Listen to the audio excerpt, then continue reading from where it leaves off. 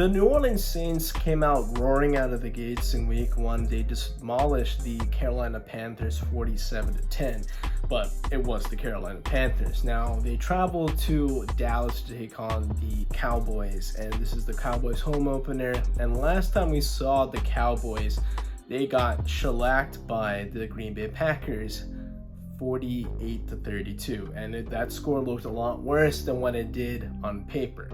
Now, that was kind of a foreshadowing of this game because much of the same happened.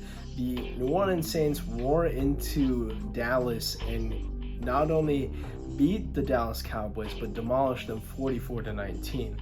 Now, back-to-back 40-point performances by this team, that's amazing. Credit to Klint Kubiak, and that is the son of Gary Kubiak, the former Denver Broncos head coach and quarterback. Now, he comes off the Kyle Shanahan tree, and that's a guy that uses a lot of motion, and that's something that Matt LaFleur used with Jordan Love in that amazing wildcard victory last year. Now, going to this year, we saw a lot of that in this game with Derek Carr, who is also looking like he is having a career rebirth after being ousted from the Vegas Raiders.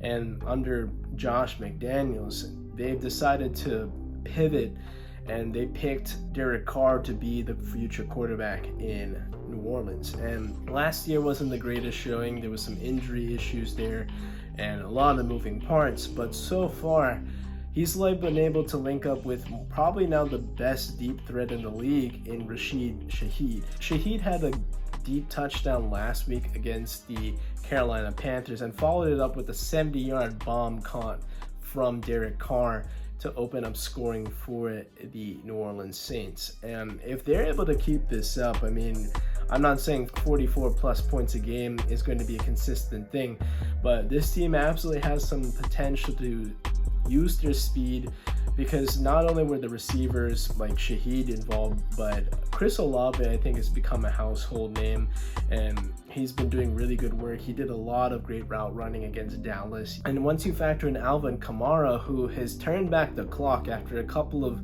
down seasons, let's be honest, but he's a touchdown machine, and he scored 4 against Mike Zimmer's defense. And Mike Zimmer must have had flashbacks of 4 years ago when Alvin Kamara scored 6 touchdowns against his Minnesota Vikings on Christmas Day. And if that's able to kind of reminisce on what he's capable of doing, and this Saints team could be a team that is very much real, because they were able to do it against a household defense.